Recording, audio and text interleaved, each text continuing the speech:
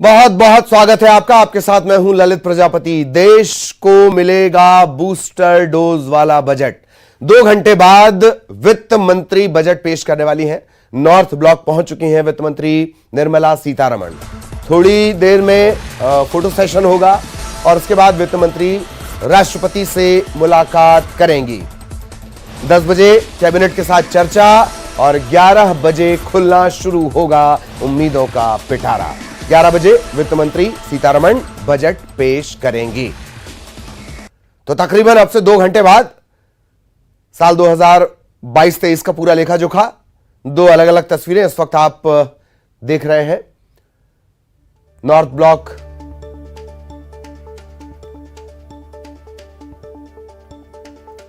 तो booster dose वाला budget, यही उम्मीद, बजट से आस, होगा चौतरफा विकास, बढ़ेगा रोजगार और होगा सबका बेड़ा पार। यही दरअसल उम्मीदें हैं इस बार। ये 2 तस्वीरें इस वक्त आप देख रहे हैं, उम्मीदों का बजट और ख्वाहिशें हजार हैं। जिस तरह की स्थितियां लगातार सामने आई हैं, भारत के सामने आई हैं, चुनौतियां सामने आई हैं, यही वजह है कि ख्वाहिशें बढ़ गई हैं।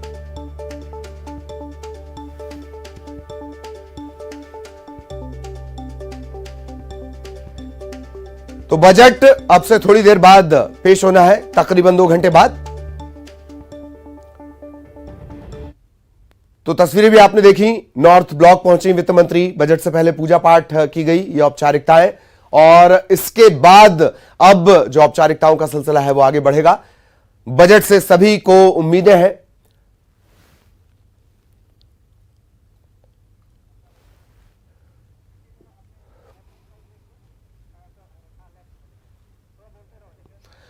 तो बजट से उम्मीदें हैं और अब से थोड़ी देर बाद तकरीबन 11 बजे बजट पेश होना है।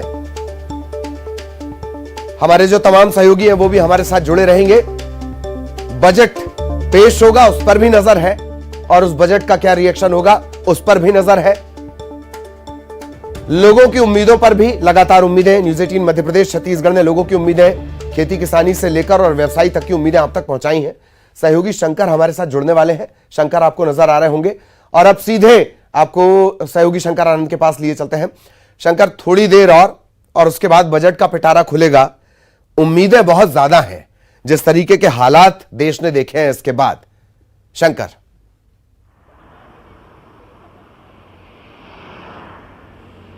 निश्चित तौर पर देखिए, आज उम्मीदों का जो बजट है वो उसके थोड़ी देर के बाद उसका ऐलान होगा 11 बजे से।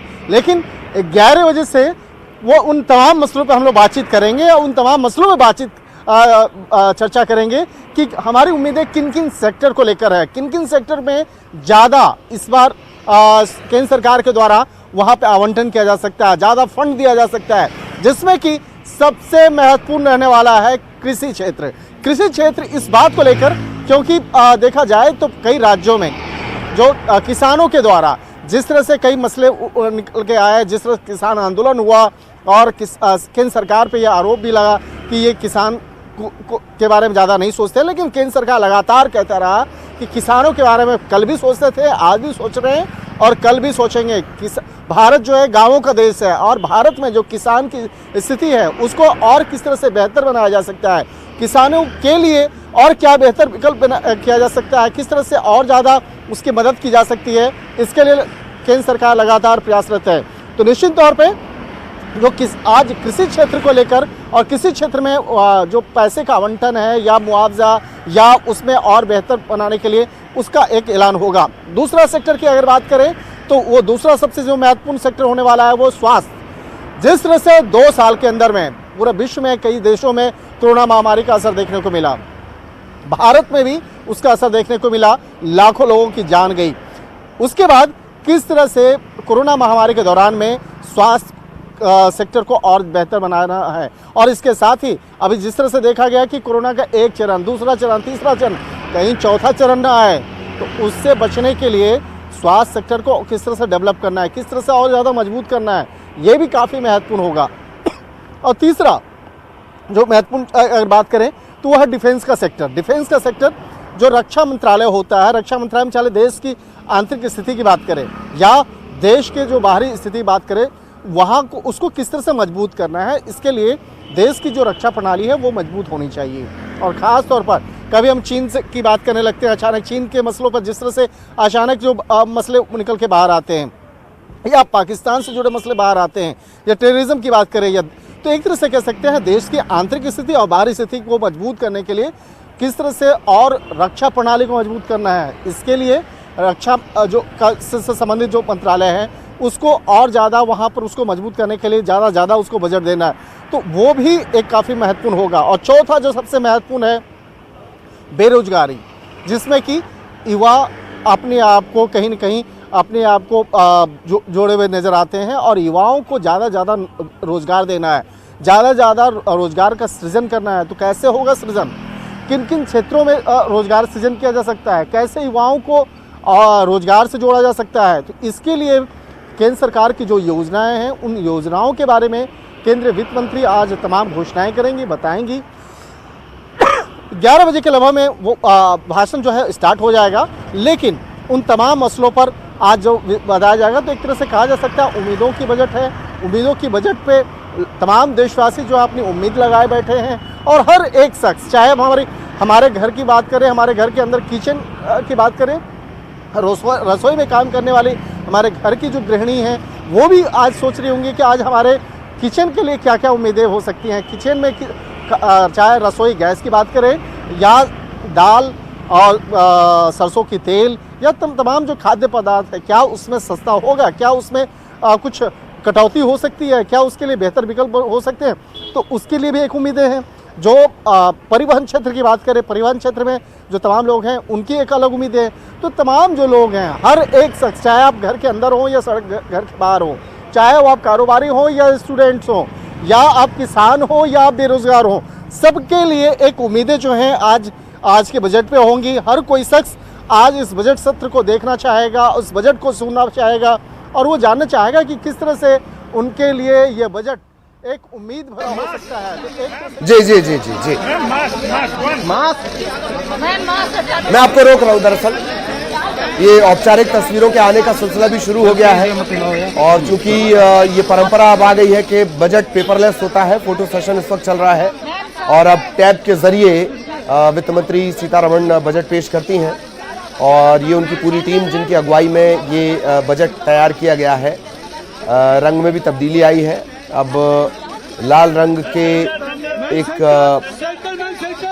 वॉलेट बॉक्स भी आप इसे कह सकते हैं, इसमें टैब, और वित्त मंत्री सीतारमण के चेहरे पर थकान वाली मुस्कुराहट है। तैयारी करने में बड़ी दिक्कतें आती हैं, और यही वजह है कि अब ये बजट तैयार है। उनके ऊपर भी दरअसल आप इस बात को समझिए, हमने ये जो हम आपको बता रहे हैं कि ख्वाहिशें हजार हैं, हजारों ख्वाहिशें ऐसी कि हर ख्वाहिश पे दम निकले, सभी को उम्मीदें हैं, और उनके ऊपर ये दारोमदार है कि ये देश दरअसल अगले 1 साल चलेगा कैसे, किस सेक्टर को कितना बजट दिया जाएगा, किस सेक्टर में कितना प्रावधान किया जाएगा, इस गाड़ी को कैसे चलाना है, और इस तेज रफ्तार से चलाना है कि साल 2025 तक हम उस ट्रिलियन वाले शब्द तक पहुंच पाए प्रैक्टिकल ग्राउंड में। और वो भी चुनौतियां इस वजह से भी कि कोरोना बार बार कमर तोड़ रहा है। यही वजह है कि हम लिख रहे हैं ख्वाहिशें हजार हैं, हजारों ख्वाहिशें ऐसी, कैसे वो पूरी होंगी। अब लगातार हमारे साथ शंकर आनंद हमारे सहयोगी, उनकी भी नजर बनी हुई है। और एक और बात, शंकर आनंद ने जो महत्वपूर्ण बातें कही हैं, पहले वो जरा एक आपको बता देते हैं। 4 सेक्टर का जिक्र उन्होंने किया है, उन 4 सेक्टर की पहले बात कर ली जाए। कृषि का उन्होंने जिक्र किया, कृषि प्रधान देश है, कृषि को लेकर बहुत आमूल चूल परिवर्तन वाला ये साल रहा है, इस वजह से एग्रीकल्चर। दूसरा, डिफेंस का मामला बात करने की कोशिश, इस वक्त आप देख रहे हैं दिल्ली से सीधी तस्वीरें, बात करने की कोशिश। तो शंकर ने जो 4 पॉइंट बताए हैं वो ध्यान से सुन लीजिए। ये हम इसलिए भी बोल रहे हैं ध्यान से सुन लीजिए क्योंकि जब बजट होगा, 11 बजे से बजट भाषण शुरू होगा, उसके बाद इस पर ही चर्चा होगी। एग्रीकल्चर, दूसरा पॉइंट डिफेंस, हेल्थ सेक्टर, दूसरा पॉइंट हेल्थ सेक्टर, तीसरे नंबर पर डिफेंस, और इसके बाद बेरोजगारी। ये बड़ी चुनौतियां, माना यह जा रहा है इस पर फोकस रहेगा। हो सकता है कि तत्काल प्रभाव नजर ना आए, महंगे सस्ते के एंगल से अभी तक आप बजट को समझते आए हैं। ये कुछ सेकंड पहले की तस्वीरें आप देख रहे हैं, हमने सीधी तस्वीरें भी दिखाई, कुछ सेकंड पहले की तस्वीरें हैं, फोटो सेशन, और इसके बाद अब एक औपचारिक चर्चा कैबिनेट के साथ, और उसके बाद 11 बजे, तकरीबन 11 बजे से यह सिलसिला शुरू होगा और इसके हर पहलू को हम आप तक पहुंचाएंगे।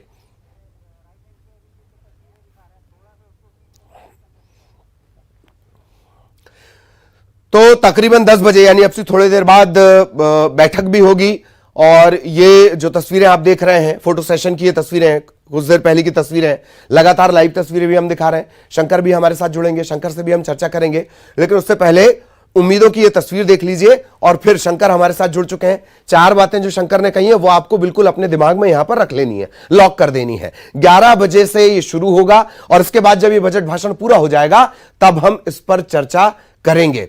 शंकर लगातार हमारे साथ बने हुए। शंकर, हम तस्वीरें लगातार दिखा रहे हैं, फोटो सेशन की हमने तस्वीरें दिखा दी हैं, अब तो टैब के जरिए बजट आता है, थोड़ा सा वॉलेट का रंग भी बदल गया है, जो बक्सा हुआ करता था वो वॉलेट में तब्दील हो गया है। इन सब के बीच एक मुस्कान का मैंने जिक्र किया, निर्मला सीतारमण, काफी थकान के बाद वो मुस्कान आई है, इस मुस्कान से कितनी उम्मीदें रखी जाएं। बेरोजगारी का भी आपने जिक्र किया शंकर, और अब वो एक बड़ी चुनौती बन गई है। शंकर,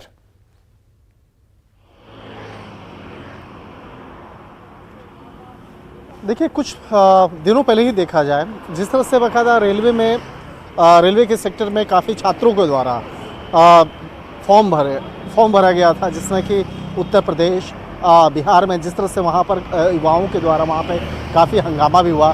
तो उस कड़ी को हम अगर बात करना चाहेंगे, और जिस तरह से बाकायदा वहाँ पे देखा गया था कि छात्रों के द्वारा जिस तरह से बाकायदा एक कहा गया था कि रोजगार का मसला उनके लिए बहुत बड़ा मसला है, और करोड़ों छात्रों के द्वारा रेलवे का फॉर्म भरा गया, और उस रेलवे का जो फॉर्म भरा गया उसके बावजूद जिस तरह से बाकायदा उसमें कई जो दिक्कतें आई, जिसके चलते काफ़ी हंगामा देखने को मिला। तो एक तरह से कह सकते हैं कि बेरोजगारी का ही मसला था, कि जिसमें कि वो छात्र चाहते हैं कि उनको जल्द से जल्द रोजगार मिले। रोजगार पाने के लिए आज भी काफ़ी लोग कतार में खड़े हैं, लेकिन केंद्र सरकार के द्वारा जिस तरह से बाकायदा एक आश्वासन पिछले काफ़ी समय से दिया जा रहा है कि छात्रों के लिए, बेरोजगारों के लिए, युवाओं के लिए काफ़ी क्षेत्र में काफ़ी काम चल रहा है। जैसे इसी बात को ध्यान में रखते हुए देश के प्रधानमंत्री नरेंद्र मोदी ने एक नया मंत्रालय का उद्घाटन कुछ सालों पहले किया था, स्किल डेवलपमेंट मिनिस्ट्री। तो स्किल डेवलपमेंट मिनिस्ट्री के द्वारा क्या किया जा रहा है कि युवाओं को कुशल बनाया जाना है। जो भी आप काम कर रहे हैं, आप चाहे जूता बनाते हैं या जूते बनाने का ही काम करते हैं, छोटा सा काम है, लेकिन उसमें और किस तरह से आप बेहतर तरीके से आप अपने स्किल डेवलप कर सकते हैं। और चाहे बात करें कृषि की, बात करें कृषि के क्षेत्र में आज भी काफ़ी संभावनाएं हैं। जिस तरह से ऑर्गेनिक फूड्स की डिमांड बढ़ी है, और खेती में जिस तरह से कोरोना महामारी के दौरान में जब युवक अपने गांव पहुंचे, अपने घर में रह करके कृषि के क्षेत्र में या कुछ आपके हाथ का हुनर है, उस हुनर के माध्यम से किस तरह से अपने आप को बिल्ड कर सकते हैं। तो इस तरह से स्किल डेवलपमेंट का भी काम जो है बाकायदा उसको प्रमोट किया जा रहा है। तो वो भी तरीके हैं कि बेरोजगारी को ख़त्म करने के लिए और युवाओं को रोज़गार देने का एक माध्यम बने। तो इसके साथ साथ जो कई दूसरे जो सेक्टर्स हैं, दूसरे सेक्टर अगर एजुकेशन की बात करें तो एजुकेशन के क्षेत्र में देखा जाए तो तकरीबन 2 साल से स्कूल कॉलेज बंद हैं। लेकिन स्कूल कॉलेज बंद है तो काफ़ी लोग बेरोजगारी भी उसका सामना कर रहे हैं, लेकिन काफ़ी लोग घर बैठे बैठे कई लोगों ने इजाद किया कि किस तरह से और बेहतर किया जा सकता है। जैसे वर्क फ्रॉम होम का जो कॉन्सेप्ट है वो तैयार हुआ। तो इस तरह के जो कॉन्सेप्ट हैं और भी कॉन्सेप्ट हो सकता है कि आज केंद्रीय वित्त मंत्री निर्मला सीतारमण तमाम मसलों पर बातचीत करें और वो बताएं कि आज किस तरह से लोगों के लिए वो व्यवस्था कर रही हैं। एक तरह से कहा जा सकता है कि जो चुनौतियां हैं काफ़ी हैं, उन चुनौतियों से सामना करने के लिए, उन चुनौतियों से निजात पाने के लिए, देश को आर्थिक विकास पे और ज़्यादा मजबूत करने के लिए उन तमाम मसलों पर आज अपना जो बयान दे सकती हैं। हालांकि कल जिस तरह से केंद्रीय मंत्रियों के द्वारा एक बयान दिया गया था और कहा गया था कि देश का ये जो बजट होगा, जो बजट सत्र होगा, ये एक मील का पत्थर साबित होगा, ये काफ़ी जो एक चर्चा का केंद्र रहेगा। तो निश्चित तौर पे कहा जा सकता है कि आम लोगों से जुड़ा हुआ ये बजट हो सकता है, आम लोगों को थोड़ी सी राहत दी जा सकती है। हालांकि जिस तरह से ये 5 राज्यों में चुनाव हैं तो एक कयास लगाया जा रहा है कि हो सकता है कि आम लोगों को काफ़ी रियायत मिलेगी, आम लोगों के लिए काफ़ी कुछ इस बजट में होगा। लेकिन जो बजट बनता है, बजट वो पूरे साल भर का बनता है, एक सत्र का बनता है, 2022 से लेकर 2023 तक का, यानी कि अगले साल इसी समय में फिर से बजट तैयार होगा। तो एक साल के लिए किस तरह से किन किन मसलों पर देश के अंदर आर्थिक, सामाजिक और तमाम स्वास्थ्य, तमाम क्षेत्रों के लिए वो तैयार होता है। और एक तरह से कह सकते हैं कि ये चौथी बार निर्मला सीतारमण बजट पेश करने जा रही हैं। अच्छा खासा तजुर्बा है उनका, हालांकि उनकी पढ़ाई भी जो है अर्थशास्त्र में रही है, जेएनयू से ही पढ़ी हैं, तो अर्थशास्त्र को वो बेहतर तरीके से समझती हैं। शुरुआती तौर पे ये भी कहा जा रहा था कि निर्मला सीतारमण वित्त मंत्रालय में अभी उनकी जो है बहुत ज़्यादा परिपक्व नहीं है, लेकिन समय के साथ साथ वो अब जो है काफ़ी परिपक्व हो चुकी हैं। और पिछले बार की अगर बात करें तो पिछले बार ही तकरीबन 2.5 घंटा तक वो बजट सत्र के दौरान वो बोलते रही थी। वो अपना जो भाषण है 2.5 घंटे तक बोलना एक वाकई में काफ़ी परेशानी वाला हो रहा होगा, लेकिन 2.5 घंटे तक उन तमाम मसलों पर देश के लिए, देश के बजट को पेश करना अपने आप में बहुत बड़ी बात रही होगी। तो आज निर्मला सीतारमण देश के लिए, देश के बजट को कितने बेहतर तरीके से वो बताती हैं, और ये बताना कि आम लोगों के लिए ये बजट कितना उम्मीदों भरा होगा। और उम्मीद भरा नहीं, एक तरह से कह सकते हैं कि देश की एक सोच और देश की जो एक केंद्र सरकार की जो सोच है वो प्रकट आज होगी। उससे बाकायदा देखा जा सकता है कि किन किन सेक्टर को केंद्र सरकार और ज़्यादा मजबूत करना चाहेगी, उसको और उसके अंदर में कहा जा सकता है, चाहे कृषि का हो या स्वास्थ्य का हो या शैक्षणिक क्षेत्र हो या इंडस्ट्रियल क्षेत्र हो। पहले के समय की अगर बात करें तो पहले सामान्य तौर पे हम लोग देखते थे रेलवे की अगर बात करना, रेलवे एक बहुत महत्वपूर्ण मसला है, क्योंकि रेल जो है, रेल का चक्र जो है देश में सबसे ज़्यादा घुमा हुआ है। रेल की जो पटरी है उसके माध्यम से सबसे ज़्यादा लोग यात्रा करता है, चाहे आम आदमी हो या खास आदमी हो। लेकिन पिछले कुछ समय के अंदर देखा गया रेल का जिस तरह से विकास हुआ, रेल में जिस तरह से उसका एक नवीनीकरण किया गया, उसको मॉडर्न बनाया गया, तो किस तरह से रेलवे के क्षेत्र में और ज़्यादा कार्य हो रहे हैं और रेल की पटरियाँ ज़्यादा बिछ रही हैं। हालांकि पहले अगर रेलवे में 1 रुपया या 2 रुपया का रेट अगर बढ़ जाता था रेलवे का टिकट, आज से 10 साल 15 साल पहले, तो काफ़ी चर्चा का केंद्र होता था। लेकिन अब रेलवे का जो एक नया एक मॉडल तैयार हुआ है कि हम आपसे पैसा लेंगे लेकिन आपको सुविधा देंगे। और इसके साथ ही रेलवे में जिस तरह से देखने को मिला, साफ सफाई और अन्य जो व्यवस्थाएं हैं उसको आगे बढ़ाया गया। तो इस बार रेलवे का बजट जो होगा, जो रेल बजट पहले अलग होता था लेकिन अब इसी बजट का एक हिस्सा हो गया है, तो रेलवे के लिए भी क्या हो रहा है और रेलवे से जुड़े हुए तमाम परिवहन, अन्य जो परिवहन सुविधाएं हैं उसके लिए क्या हो रहा है वो देखना काफी महत्वपूर्ण होगा। बिल्कुल बिल्कुल, रेलवे एक महत्वपूर्ण की पॉइंट था जो शंकर ने याद दिला दिया है। रेलवे को भी हमें याद रखना होगा, 4 वो पॉइंट, और उसके अलावा रेलवे ये हमारे दरअसल जीवन से जुड़ी है। भारतीय रेल ये इतनी लंबी हो चली है। बहुत बहुत शुक्रिया, हमारे साथ जुड़े हुए थे शंकर, और आगे भी हम शंकर के जरिए अपडेट अपने दर्शकों तक पहुंचाएंगे। इस तरीके से तमाम जो तस्वीरें हैं, महत्वपूर्ण तस्वीरें बजट से जुड़ी हुई, वो भी आप तक पहुंचाते रहेंगे और बड़ी खबरों पर भी नजर बनी रहेगी। ब्रेक के लिए रुक रहे हैं।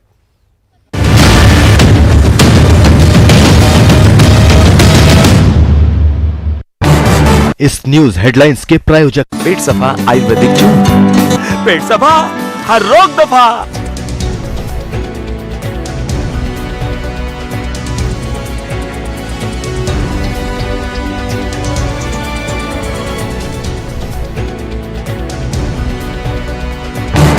इस न्यूज हेडलाइंस के प्रायोजक पेट सफा आयुर्वेदिक जूस, पेट सफा हर रोग दफा।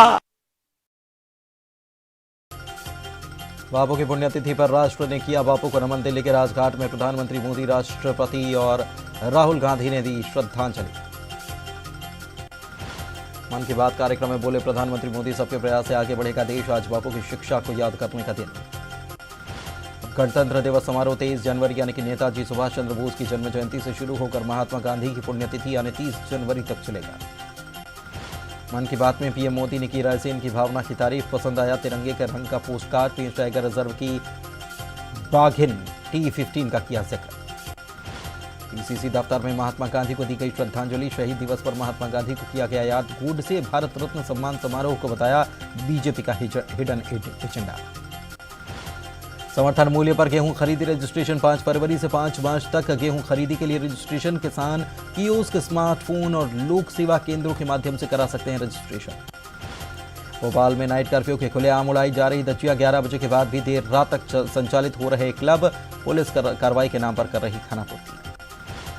रतलाम में महा वैक्सीनेशन अभियान जारी। ऑटो में घूम घूम कर लगाए जा रहे टीके। चौराहे पर खड़े मजदूरों को भी लग रहे हैं टीके। देवास जिले में मिले 51 नए कोरोना पॉजिटिव मरीज। अब जिले में 535 मरीज कोविड एक्टिव। अब तक 51 लोगों की हो चुकी है कोरोना से मौत। रतलाम में एक शख्स की यूरिन करने पर विवाद। यूरिन करने वाले शख्स को पीटा। वीडियो सोशल मीडिया पर वायरल। पुलिस ने दोनों पक्षों पर मामला किया दर्ज। मध्य प्रदेश को स्वच्छ बनाने के कवायद होगी 23 फरवरी। होगा स्वच्छता संकल्प माह। स्वच्छता सर्वेक्षण के अलग अलग मापदंडों पर होगा काम। भोपाल से सटे रातापानी वन अभ्यारण्य को बनाया जाएगा टाइगर रिजर्व। बनाने के लिए राज्य और केंद्र सरकार से मिली हरी झंडी। सीहोर और अब्दुल्लागंज वन क्षेत्र भी होगा शामिल। एमपी में कड़ाके की ठंड से लोगों को राहत के आसार। दिन के तापमान में होगा इजाफा। मौसम विभाग का अनुमान आज से रात के तापमान में हो जाएगा इजाफा। ग्वालियर में शहीद दिवस के मौके पर हिंदू महासभा का विवादित सम्मान पत्र। कालीचरण समेत 5 लोगों को गोड से सम्मान देने की तैयारी। राजगढ़ के एसआई राजेंद्र मालवीय की मौत। 13 जनवरी को खाया था जहर। सुसाइड से पहले गाना गाकर बयां किया था दर्द। नरसिंहपुर की महिला से के प्रताड़ना से तंग आकर उठाया कदम। बैतूल के कोतवाली थाना इलाके में चोरों ने एटीएम को बनाया निशाना। गैस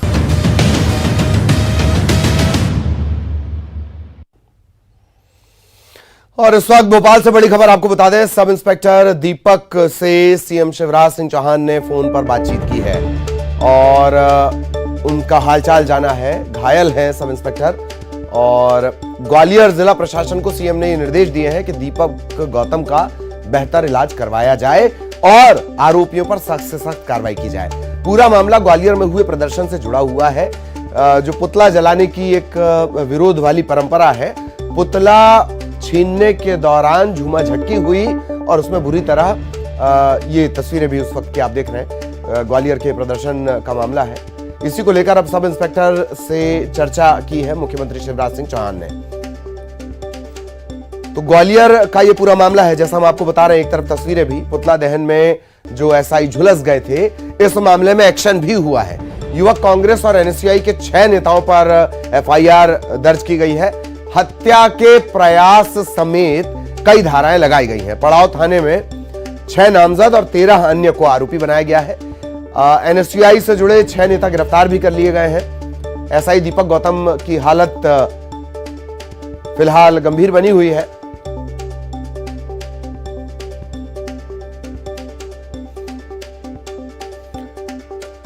तो इस मामले में अब एफआईआर दर्ज कर ली गई है।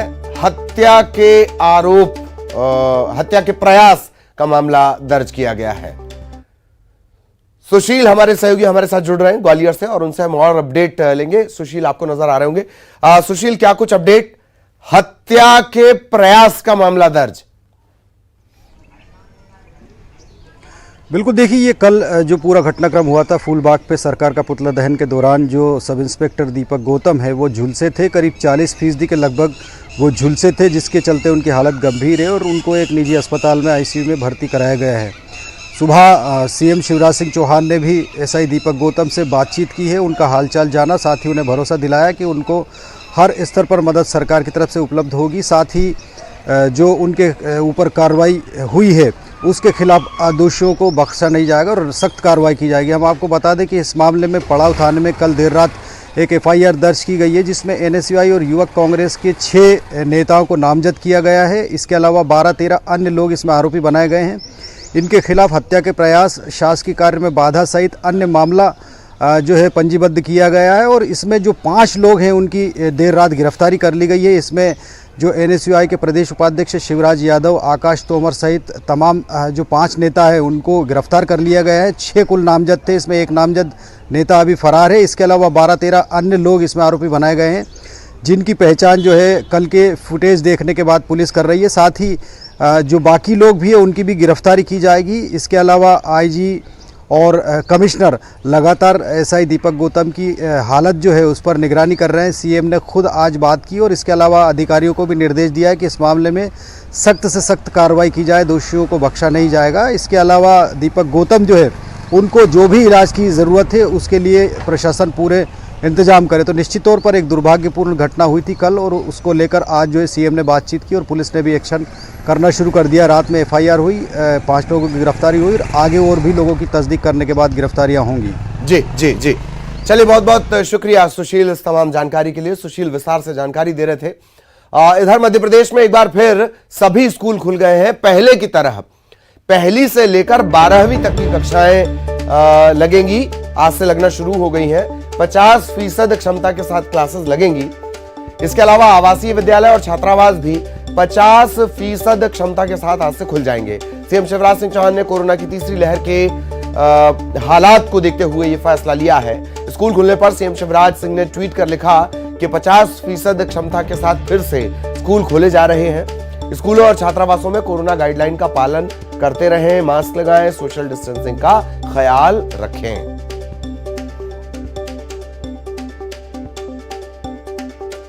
तीसरी लहर के कमजोर पड़ने के बाद यह फैसला लिया गया है और बाकायदा उन्होंने ट्वीट कर बच्चों से अपील की है कि उन्हें तमाम कोविड गाइडलाइंस को फॉलो करना है।